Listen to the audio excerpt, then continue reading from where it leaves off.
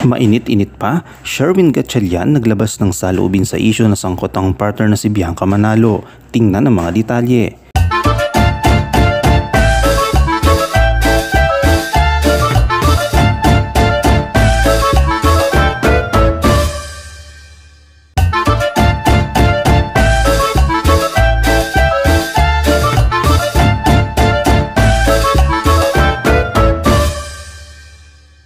Si Senator Sherwin Gatchalian ay naglabas ng kanyang reaksyon kaugnay sa isyu ng kanyang kasintahan na si Bianca Manalo. Matapos tanggihan ang pagbibigay ng komento sa kontrobersiya ng kanyang girlfriend, ipinost niya ang mga regalo ng Pasko na natanggap mula kay Senator Sonny Angara at asawa nitong si Tutsi Angara ngayong umaga ng Sabado, December 23. Ang mga regalo ay dalawang picture frames na naglalaman ng sweet photos ni Sherwin at Bianca. Sa kanyang caption, ipinahayag ni Sherwin ang magandang prinsipyo ni Bianca at tinawag niya itong fake news ang mga binibintang na kanyang kasintahan. Buong caption ni Sherwin ay sinabi, "What a beautiful Christmas gift from Tuts Angara and Sonny Angara." At Bianca Manalo and I share the same values and principles in life.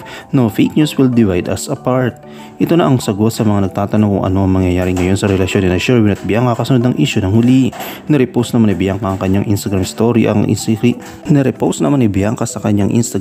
ang screenshot ng IG post ni Sherwin. Nagkomento rin ngayong umaga si Sherwin sa recent Instagram post ni Bianca na kasalukuyang nakabakasyon sa Japan.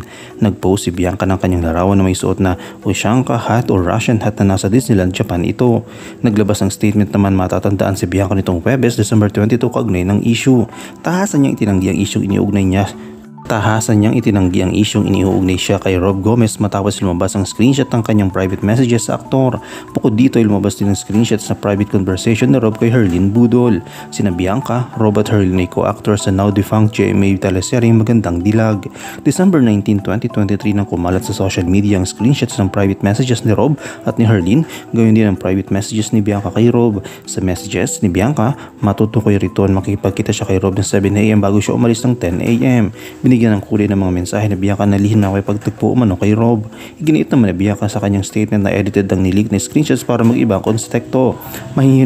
Mahihinuhan naman sa palitan ng mensahe ni Rob at Herlyn na tila may namamagitan sa kanila. Subalit itinanggi ni Herlyn ito at sinabing ginagawan lamang sila ng issue. Matatandaan na itong nakaraan lamang ay dumpemesa sa Bianca Manalo kaugnay dito at sa kanyang IG story ay sinabi nga niya, "Let me clear all the false rumors circulating on the internet. Rob Gomez and I are friends and co-workers. He was going to bring Christmas gift and I wanted to receive them early before I leave for the airport. It is upsetting that our conversations were exposed without my consent, which is a breach of privacy in the cause of so much online bashing. It is obvious that parts of our conversation were deleted to create malicious insinuations. To be honest, this unfounded accusations is hurting me and my loved ones. Let this controversy end so I can enjoy my rest of my time in Japan with family. Let us spread love and the truth this holiday season. Merry Christmas, everyone." I-comment mo lang ang inyong opinion sa comment section at huwag kalimutang i-like, i-follow, i-subscribe ang bcgram.net para sa mga latest happenings.